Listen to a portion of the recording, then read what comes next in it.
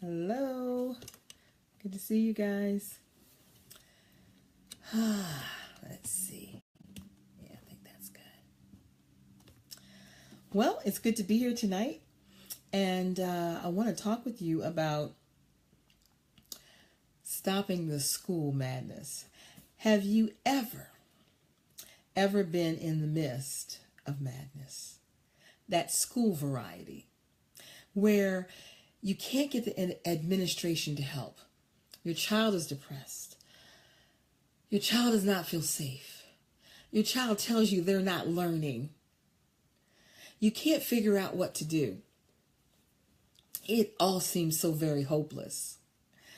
Tonight, I want you to know that you can stop the school madness and that you do not have to continue in that environment where it's just crazy, because you get one shot at this, guys.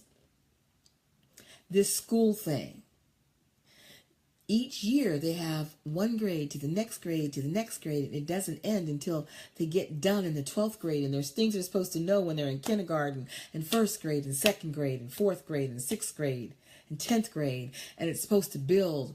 And if for some reason it's not building like it should, there can be madness. You can be trying to figure out why your child is not getting it. You can be trying to figure out why you sent your child with one attitude, happy, bubbly, peaceful child, and how they came home distressed, distraught, not wanting to go back to school. I have families who come in, and recently this week, I had a family who came in, and the daughter said that she was telling her mom that she wasn't learning in school. And the mom ended up finding out that the teacher actually wasn't teaching for some reason. And so the mom was pulling her out of school, but guess what? It had been 2 years where she was in a school where she wasn't getting what she needs. To the point that the NCAA would not even accept the credits of this school. And this child was an athlete, and she was preparing to get a scholarship through the NCAA. And so mom was afraid that if she continued at this school, that the NCAA would not accept her child's credits. That's madness. There is no reason for our children to have to struggle so hard in school. And some of them are struggling desperately. I want to encourage you to not just sign up for status quo again this school year. You know that there are some things that are just not working.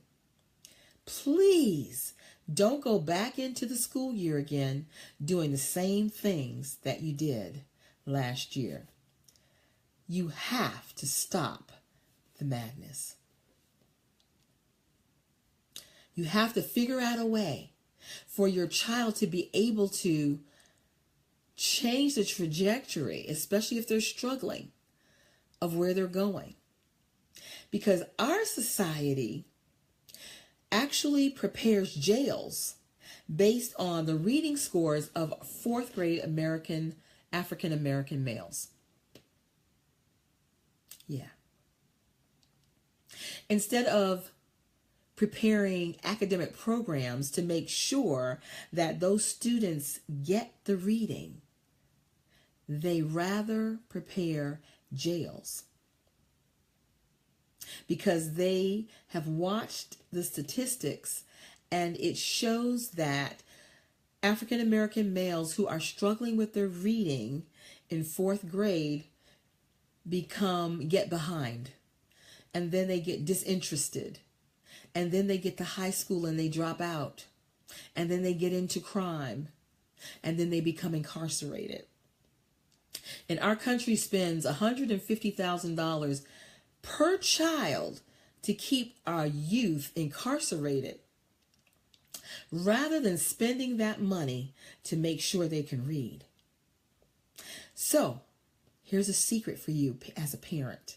If you have a child, especially an African American male child, who is not reading well, and it's about third or fourth grade, you need to do everything in your power to make sure that his reading improves. You have got to be the one to stop the madness. To stop the madness on your own child's behalf.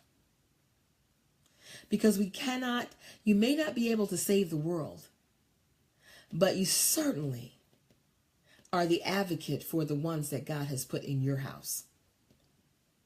So you got to come up with strategies and tutors and visits to the school and offer suggestions to the administration and be available to help. And if they won't allow you to come into the school, then make sure you're doing tutoring with your child in the evenings. Or you decide just to pull them out of the system altogether because they're already struggling and homeschool them. But it's time to stop the madness. I don't know how else to say this. We don't have to continue to struggle along with the academics. There are other solutions. There are other ways for our children to be able to learn. Do you know that if your child is going to school and they're being bullied, that may be a part of the reason they're struggling? Because students who don't feel safe have a harder time learning. It's hard to concentrate on your schoolwork when you feel like you're being threatened. You know, it's hard to answer questions when the teacher is asking for answers if you're being bullied because you happen to know the answers. If you're being bullied because you're smart, and so you dumb yourself down. Your student dumbs themselves down so they can kind of fit in, so they don't make any waves. That's not what we want. That is madness.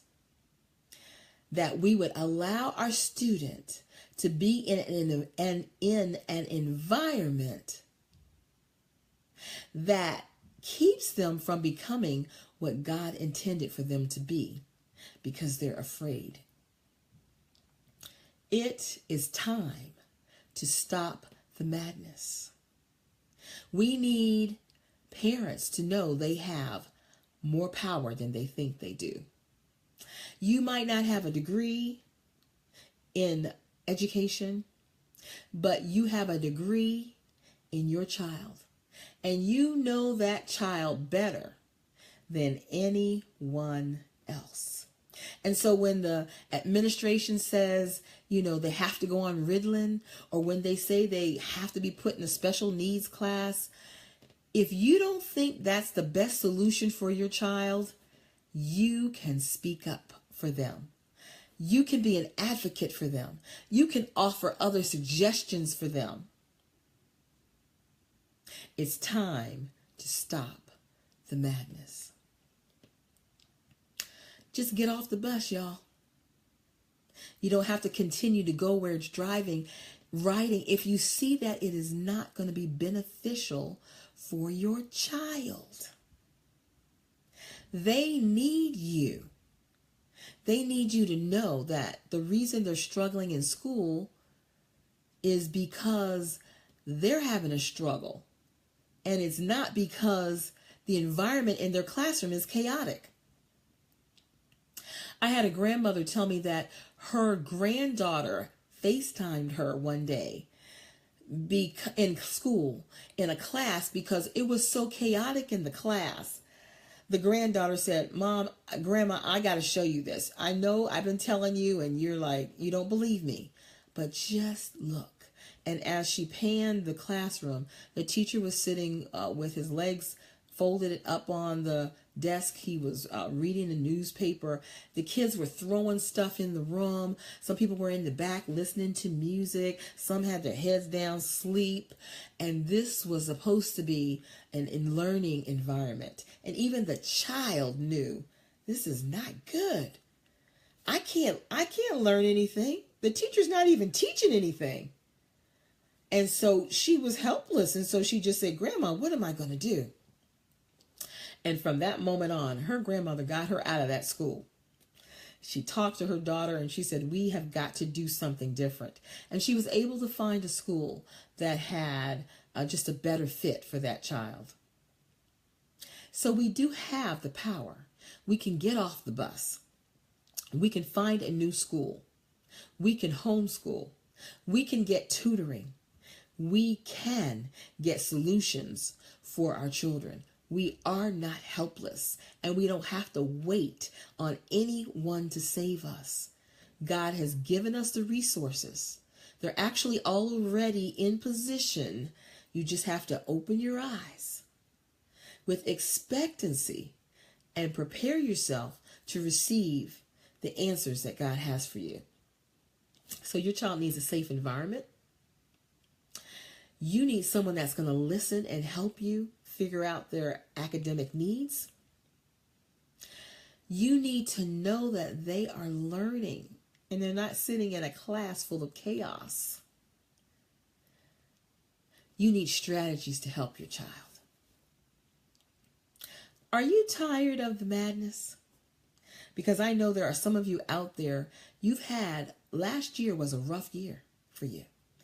And you got your fingers crossed that this year is going to be better.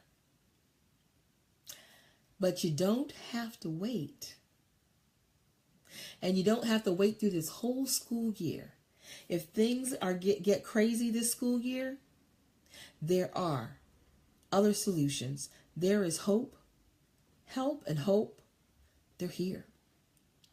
And so if you think that some additional strategies, some ideas, some support, some encouragement would be what's needed for you this school year, I have a couple of classes that are coming up. I'm going to be putting them out on Facebook, on social media, sometime after in the middle of September. But if you'd like to get some strategies right now for how to must-haves for your school year, we're going to put a link up that you can click on and give us your email address, and you will be able to get this freemium that has must-haves for school success, and it'll put you on my mailing list so that I can let you know when those classes are coming up for parents to be empowered, to be advocates for their children. I'm not sure. Natalie, are you here? Can you put that link in the group for us?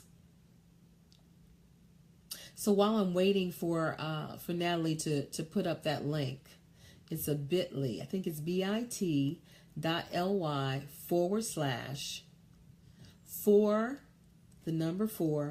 must-haves. 4 must-haves. I believe that's what it is. Hopefully she's going to put it up. All right. Thank you. So listen, you can get off the bus. You do not have to go through this school year with struggles. You can make a difference. And I am encouraging you, if you get into this school year and it's not working out, please connect with me, because there are solutions and help for your child. And you don't have to wait another school year in order to find them. All right, I'm not on long tonight. I'm a little tired, but I'm trying to stay committed, because I know that you as parents are the most important person in your child's life. And they are going to be fine because you are amazing. All right, guys, I love you. Thank you, Overseer, for scribing for me. That's right, you can get off the bus. You can make a difference. And you will. All right, love you. Goodbye.